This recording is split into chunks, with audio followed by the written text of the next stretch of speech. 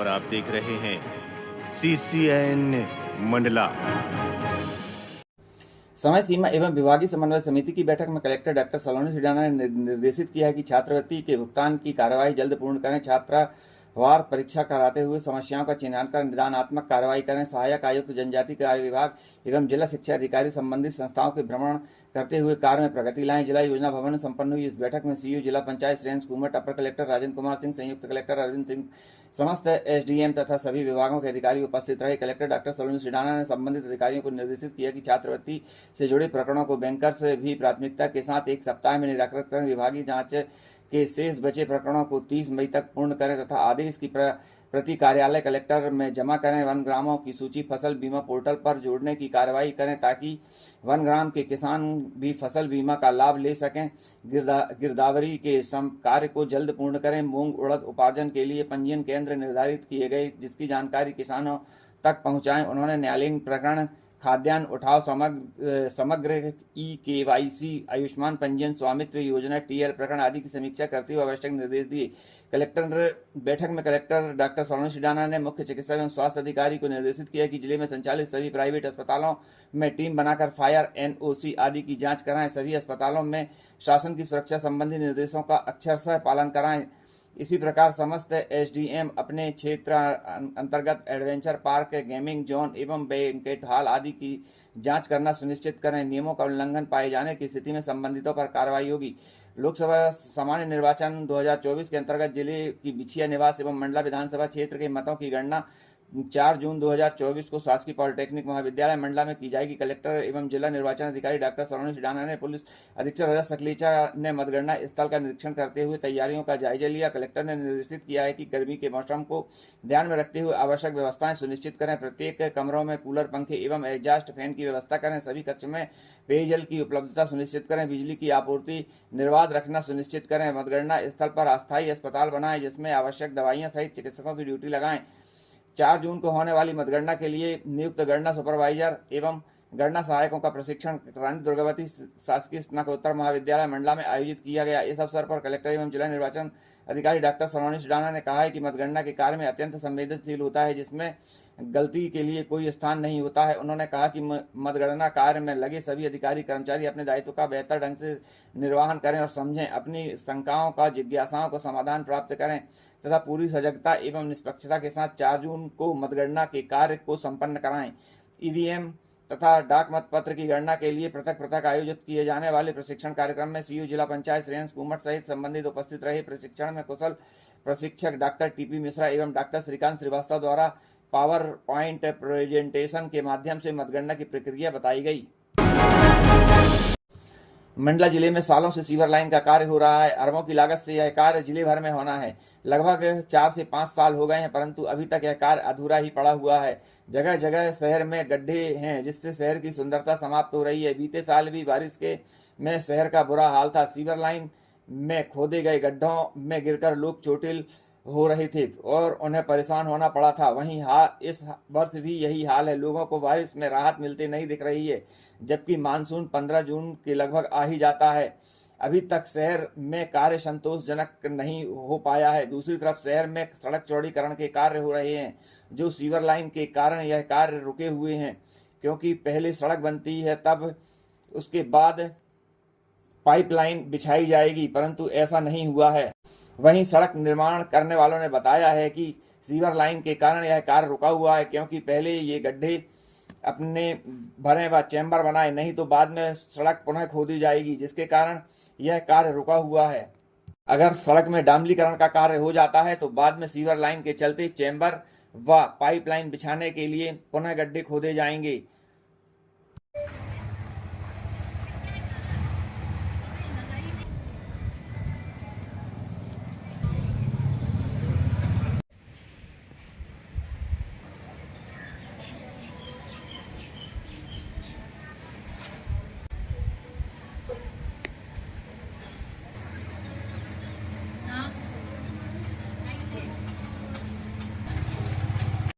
Sir पूरे मंडला नगर में जिस हिसाब से सीवर लाइन के द्वारा जो पाइप डाली जा रही है, गड्ढे खोदे जा रहे हैं, सर कहीं पूरी रोडें खराब हो गई, चलना दूभर हो गया है। सर नगर पालिका क्या कर रही है? नहीं, इसमें अभी सीवर लाइन वालों के साथ में कलेक्टर मैडम द्वारा भी चर्चा की गई थी, उनके द्वारा नोटिस भी दिया गया।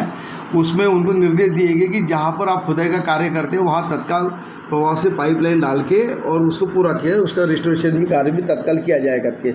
वो तब से उनको जहाँ जहाँ के लिए वो कार्रवाई कर रहे हैं उसको तत्काल सुधारने के लिए भी निर्देश दिए गए हैं करके, और वो काम उनके द्वारा किया जा रहा है करके।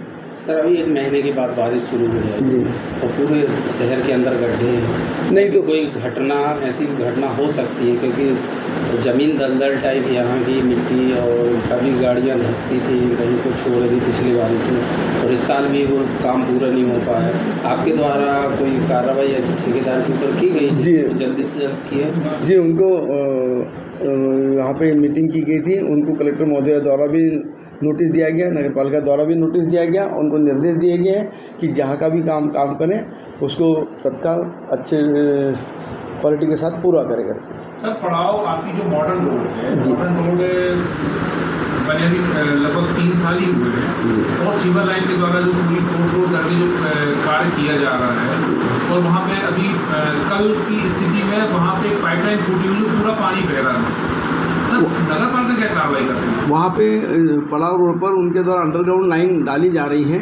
उसमें अंडरग्राउंड लाइन डालने के लिए भी बीच बीच में उनको रोड को तोड़ना पड़ता है। तो जहाँ जहाँ उनके द्वारा रोड तोड़ा जा रहा है उसको तत्काल उनके द्वारा चेम्बर बनाकर उसको पूरा किया जा रहा है करके। और अभी जो परसों के दिन लाइन टूटी थी तो उसका मरम्मत कार्य नगर पालिका द्वारा उनसे ही बोलकर करवाया गया करके। शहर की स्थिति बहुत ख़राब है, हर जगह गड्ढे हैं। कब तक बारिश के पहले क्या काम हो जाएगा पूरा? कोशिश करेंगे बारिश के पूर्व में जो गड्ढे हैं उसको पूरा भरा जाएगा। और शहर में गंदगी भी बहुत ज़्यादा। गंदगी के लिए हमने अभी नगर में सभी वार्डों में अलग अलग जगह पे टीमें लगाई है, और कोशिश करेंगे कि जितने भी जगह अभी बड़े बड़े नाली में सफाई की जा रही है बारिश के पूर्व, और गंदगी जो है उसकी भी सफाई अभियान चलाया जा रहा है। सर और झूला पुल रोड में देखा तो पूरा पानी रोड में भरा रहता है, गाड़ियाँ निकलना, बड़े बड़े गड्ढे हो गए, गाड़ियाँ नहीं निकल। वहाँ पर भी अभी सीवरेज का जो काम चल रहा था तो उनको भी निर्देशित किया गया है कि तत्काल वहाँ कार्य पूरा करेगा। सर 15 जून से बारिश शुरू हो जाएगी, जल प्लावन की स्थिति शहर पे न बने, जिसके लिए क्या कदम उठाए गए? उसके लिए नगर के जो बड़े जितने भी बड़े नाले हैं उसके सभी अभियान चल रहा है करके। सर सीवर लाइन का काम शुरू है और देखा जा रहा है कि लगभग 4 साल से यह काम चल रहा है। वहीं शहर की स्थिति बहुत ख़राब है, पूरा शहर में गड्ढे गड्ढे हैं जिसकी जिम्मेदार केवल सीवर है। अच्छा, इस पे डामलीकरण का काम भी चल रहा है सड़क का, जिसके कारण यह काम भी अधूरा पड़ा हुआ है। इसके लिए आप क्या कहेंगे, चूँकि आप भी एक जनप्रतिनिधि हैं और आप जनप्रतिनिधि के साथ रहते हैं और एक शहर की जिम्मेदारी आपके ऊपर है? देखिए, ये तो बिल्कुल आपका सही है कहना कि सीवर लाइन को समय ज़्यादा लग गया। 4 साल किसी प्रोजेक्ट को कंप्लीट करने के लिए बहुत होते हैं, लेकिन इसमें जो एक हमारे सामने दिक्कत आ रही है काम में कि टेक्नीशियन की जो एक्सपर्ट जो इसको करते हैं, बहुत ये एक टिपिकल वर्क है सीवर लाइन। मतलब सभी घरों के नालियों को कनेक्ट करके और फिर सीवर प्लांट में ले जाना, कहीं फ़िल्टर चोक ना हो, इन सब बातों को बहुत टेक्निकल काम है। तो टेक्नीशियन की कमी के कारण ये काम सफ़र किया, पहली चीज़ तो। दूसरा, जो एक जिसने टेंडर लिया ठेकेदार, उसकी उदासीनता थी। अब जब सब मिलके इस पे प्रेशर बनाए हम लोग कि भाई ये बहुत बड़ी दिक्कत का सामना शहर के लोगों को करना पड़ रहा है, तो जाके उसका सब्स्टिट्यूट निकला कि जो रोड है खुद ही कम से कम उसमें डामरीकरण करके सड़क बनाई जाए जिसमें आवागमन अवरुद्ध ना हो लोगों का। और जुलाई से स्कूल का सेशन चालू होता है, बच्चे स्कूल आते जाते हैं, तो उनको दिक्कत ना हो करके सड़क का हम लोगों ने प्रयास किया। यहाँ पे जनप्रतिनिधियों ने, नगर पालिका, कलेक्टर मैडम ने कि रोड बनाई जाए। अब इसमें जो काम सीवर लाइन का अधूरा है उसके कारण रोड में हमको थोड़ा सा उसमें भी दिक्कतें आ रही, और मेरे को ऐसा लग रहा है कि बहुत जल्दी सीवर लाइन भी कंप्लीट होगी, क्योंकि काम अभी थोड़ा सा 4 तारीख के बाद आचार संहिता ख़त्म होने के बाद काम में तेज़ी आएगी। अभी 1.5-2 महीने से इन सब के कारण भी काम थोड़ा धीमा हुआ है, लेकिन इसके बाद 4 तारीख के बाद काम में तेज़ी आएगी और हम सड़क और सीवर लाइन दोनों बहुत जल्दी मंडला के लोगों को सुपुर्द करेंगे, ऐसा हमको विश्वास है। सर, चूँकि काम तो 4 साल से चल रहा है और आप भी देख रहे हैं, आपके घर के सामने भी अगर देखा जाए तो यहाँ पे भी बहुत बड़ा गड्ढा है आप सामने, तो क्या प्रयास रहेंगे कि आप कंपनी के जो कार्य कर रहे हैं उनको कैसे आप बोलेंगे कि वे काम को जल्द पूर्ण करें? नहीं, सबसे बड़ी बात तो कंपनी हो या सरकार हो, उसके सामने लोगों की समस्या रखना हमारा काम।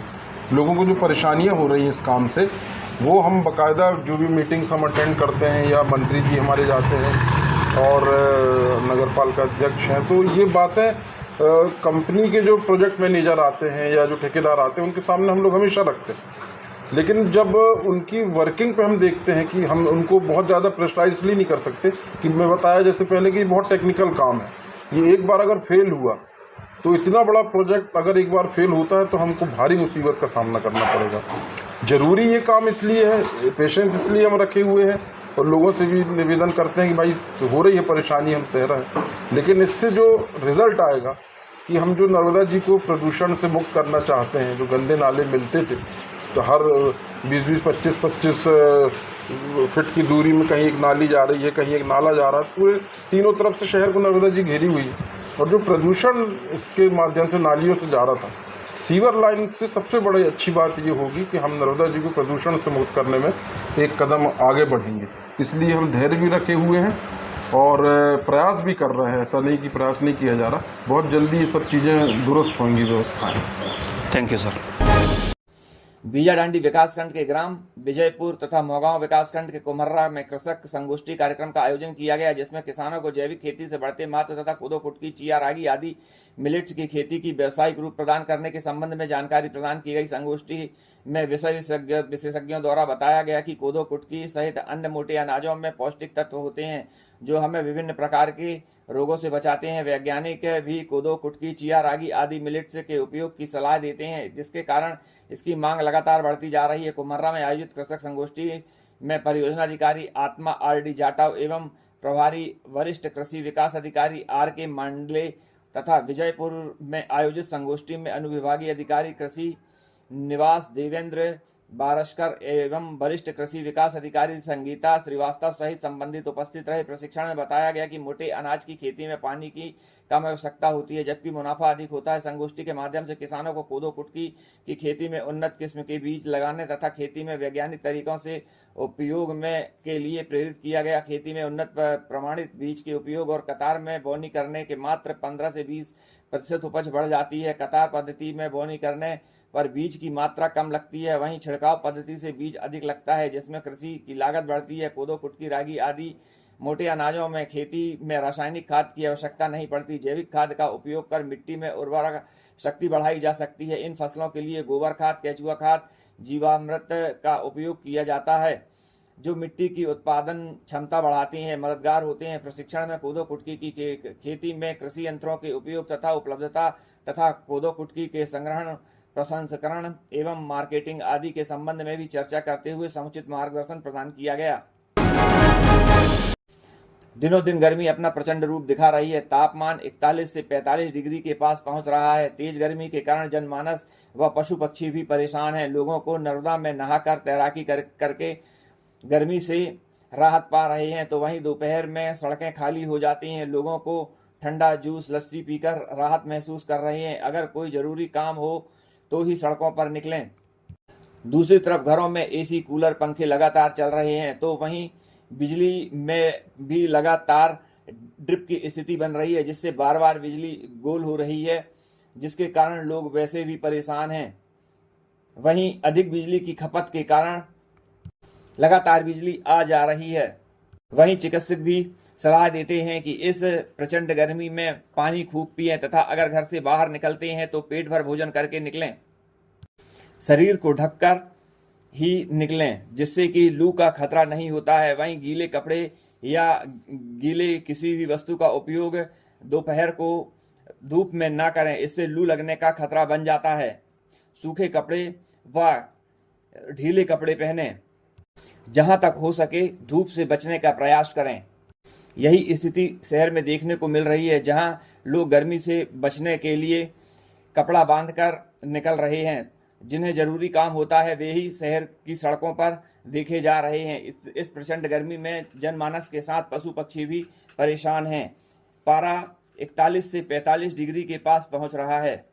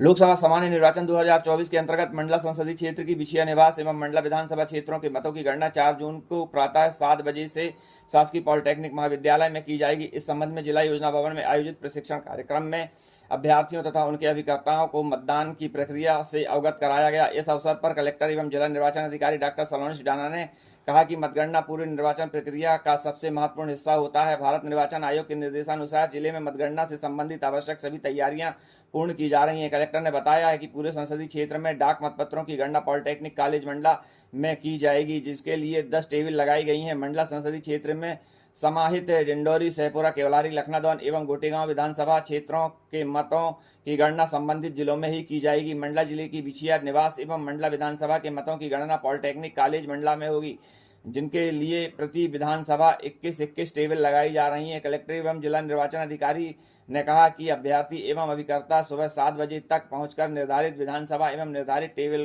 के सामने नियत स्थान पर ही बैठे मतगणना की कार्रवाई का अवलोकन करें। ईवीएम अथवा किसी भी अभिलेखों को स्पर्श करने का प्रयास न करें। मतदान प्रक्रिया की गोपनीयता बनाए रखें। पुलिस अधीक्षक रजत सकलेचा ने कहा है कि मतगणना स्थल पर 3 स्तर की सुरक्षा व्यवस्था की जा रही है। परिसर में 100 मीटर की दूरी तक नो पार्किंग जोन रहेगा। मतगणना कर्मियों तथा मतगणना अभिकर्ताओं के प्रवेश के लिए पृथक पृथक गेट नियत हैं। निर्धारित गेट से ही प्रवेश करें। मतगणना स्थल पर प्रवेश के लिए सभी को प्रवेश पत्र पहनना आवश्यक है। उन्होंने कहा है कि हर व्यक्ति अपने साथ फोटोयुक्त एवं शासकीय पहचान पत्र ही रखें। ग्राम बहेरी में एक युवक के गुम होने की खबर परिजनों के द्वारा टाटरी चौकी में दी गई। बताया गया कि युवक खेत गया जो नहीं लौटा। पुलिस द्वारा मामले को गंभीरता पूर्वक लेते हुए खेत में तलाशी की गई। वहीं युवक के नदी में नहाने की खबर पुलिस को लगी, क्योंकि कुछ कपड़े घाट में मिले। परिजनों द्वारा कपड़े की पहचान कर SDERF की मदद से नदी में तलाशी की गई, जिसका शव नदी में पत्थर में फंसा पाया गया। शव को बाहर निकाला गया तो वहीं लोगों ने यह कयास लगाया कि दोपहर अपने खेत में काम करके फुर्सत होकर युवक नदी में नहाने गया होगा। नहाते वक्त उसका पैर शायद बहुत गहराई में पत्थरों में फंस गया होगा, जो ऊपर नहीं आ सका और डूबने से उसकी मौत हो गई है। SDRF और पुलिस की मदद से शव को नदी से बाहर निकाला गया, जिसका PM कर शव को परिजनों को सौंपा गया है। पुलिस ने बताया है कि मामले की जांच जारी है।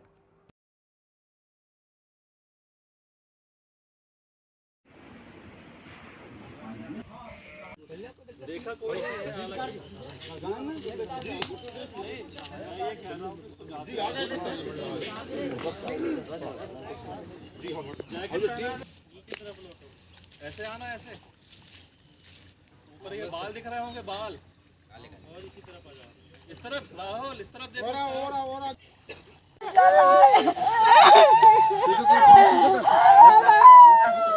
ये सर क्या हुआ सर, वहाँ सूचना मिली कि एक व्यक्ति ग्राम बहरी का रहने वाला है। वो उनका खेत भी वहीं बहरी से डूंडा घाट नदी है, बंजर नदी के पास लगा हुआ है, और वो हमेशा की तरह रोज़ वहाँ जाता था खेत अपने, और खेत के पास में ही नदी थी। नदी में वो नहा धो के अपना घर वापस आता था। कल ऐसा उन्होंने बताया कि कल करीब सुबह 8 बजे घर से निकला वो कि मैं खेत जा रहा हूँ, और खेत जाने के बाद शाम तक वो घर वापस नहीं आया। तब उसके लड़का, मृतक का लड़का, वो खेत तरफ आया, देखा तो उसको उसके पिताजी नहीं मिले। फिर उसके बाद वह अपना फिर खेत बाद वहाँ से फिर चला गया, वो नदी के पास आया। नदी में उसके पहने हुए कुछ कपड़े, जूते ऐसे उसको दिखा। उसके बाद वो अपना घर वापस चला गया, और घर जाने के बाद में उसने अपने परिवार को बताया कि पिताजी तो कहीं दिख नहीं रहे हैं। उनके कपड़े वगैरह वहाँ पर बनियान, अपना जो है लुंगी, ये दिख रहा है, जूते भी है। लेकिन उसने बताया कि बोले रात होने की वजह से बोले मैं नहीं आ पाया, सूचना दिया। फिर आज फिर सूचना की तस्दीक के साथ मैं और सहायक उप निरीक्षक लखन कटरे के साथ हम लोग जाकर जब वहाँ जाकर देखे, उस बीच में अपने एसडीआर